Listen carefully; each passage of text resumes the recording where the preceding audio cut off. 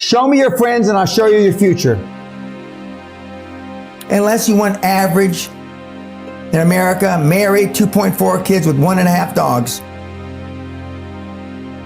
But I can guarantee you, you will never achieve anything greater than your highest aspiration. If you want $1 million, you'll make $1 million, not $1.5 million. If you want 10 million, 100 million, and you'll never exceed that. If you change 1 billion lives, that's a formula to become a billionaire and change the world. Time costs lives. Show me your friends and I'll show you your future. You want to know why you're all f***ed up? Just look at the bums you hang around with. I do what you don't want to do, that you know that you got to do to be where you want to be. Ted Turner just gave his 75th anniversary party on CNN a few months ago. And he makes a couple of comments and he says, number one, and I'm not suggesting this for everybody, it's how I lived though. First 10 years of my starting CNN, I slept on my couch. I didn't have an apartment. Bill Gates slept in the office. Steve Jobs slept in the office. And I can go down a whole list. Now these are super successful, mega wealthy guys. I slept in my office. Not everybody's willing to make that sacrifice. But it's not the only thing. But even if you don't sleep in your office, if you want to send your kids to a better school, if you want to be able to take care of your mother when she gets dementia, if you want to, this all takes money. My children aren't getting any of my money when I die. Not one centavo, not one penny.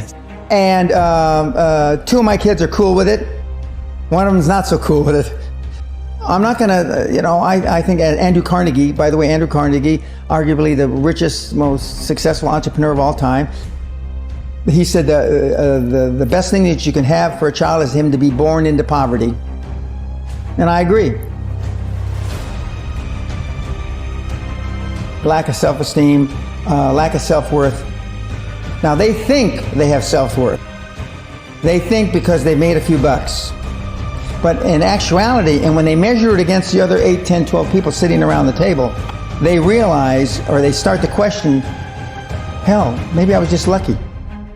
Now, all of us, when you're only a one-trick guy or gal, think, was I lucky? Now, I've done it so many times, I know I wasn't lucky. I might have been lucky the first time, but I haven't been lucky the 15, 20, 40, 50, I know that. Okay. But maybe I was lucky the first time. But my life changed when I was pretty much a haphazard kid, got in a lot of trouble, got arrested 4 or 5 times, thrown in jail, and this was when my dad's a cop.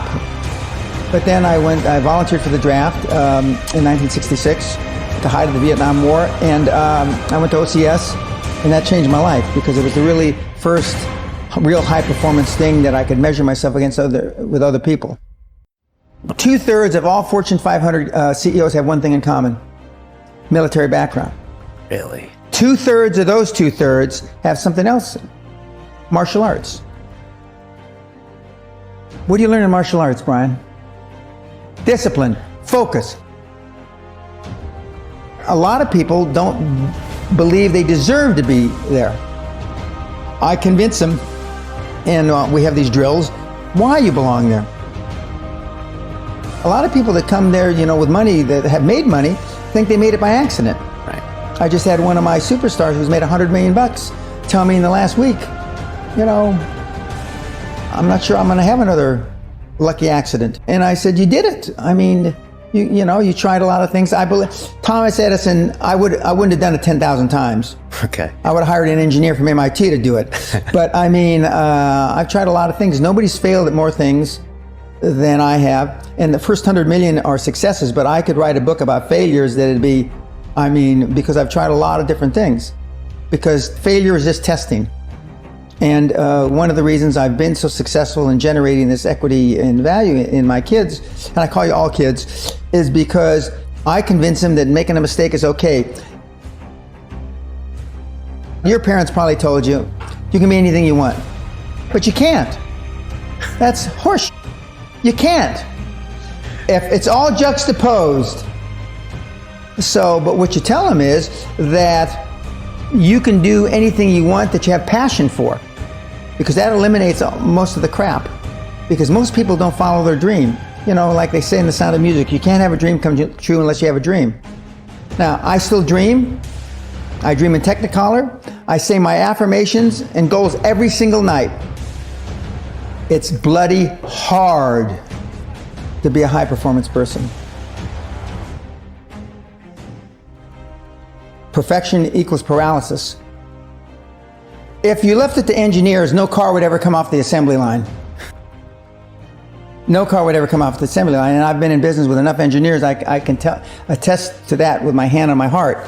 They'd still be trying to make it better. And the internet business is very much the same. The internet kids want to test and test and test, and they want the landing page to be this, and roll it out. The great thing about the internet is your results are instantaneous. If something that I'm overseeing at the Concord level, 60,000 feet, doesn't work in 2 days, forget about it, move on. And today at our meeting, now the young kids are, we ran it 3 days, sir, and we closed it down. And they are thinking I'm going to ask why. I said, no, that's fine. Next, because without them making mistakes and without them being allowed to make the decision, they never get any better. And 95% of the time, I know probably better than they do. We're never going to be able to know everything or have them know everything unless they make some mistakes and get comfortable with making mistakes. What gets measured gets accomplished. Without measurement, you're just fooling yourself. Before I had any money, I used to go to the Rolls-Royce dealers and sit in the cars and smell the leather, touch the leather, okay? I went to $1 million houses, and my wife and I would walk through the house, and they'd say, when are your parents getting here, kids? No, we are the buyers. Practice within when you're without. Practice being successful. Through affirmations, through going to the Rolls-Royce dealer, maybe Lamborghini, maybe something else. Right. In my particular case, it was Rolls-Royce. And within a year of me going to Rolls-Royce dealer, I had a Rolls. Within 19 months of me dreaming and adding it to my goals, a castle on an island, I own Guthrie Castle. 19 months. Okay. Go to stores you can't afford.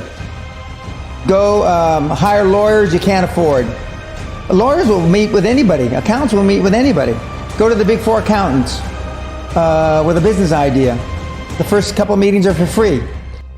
Jettison probably a lot of the people you'll hang around with. If you have poor public speaking skills, join Toastmasters. Do these.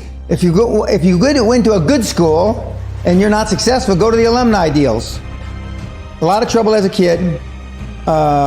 Working class background, my parents.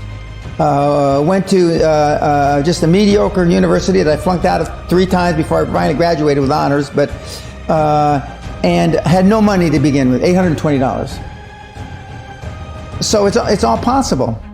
But I devoted myself to feeling successful. I was wearing suits like this before I could afford them. Most people procrastinate because they're unsure, so just do it. And but I've never had a problem just doing it, because one of the things is you learn as a young combat infantry officer is time costs lives. We overanalyze because we're unsure. We don't overanalyze because we are not sure if it'll work or not. We're more worried about, on the emotional side, it embarrasses.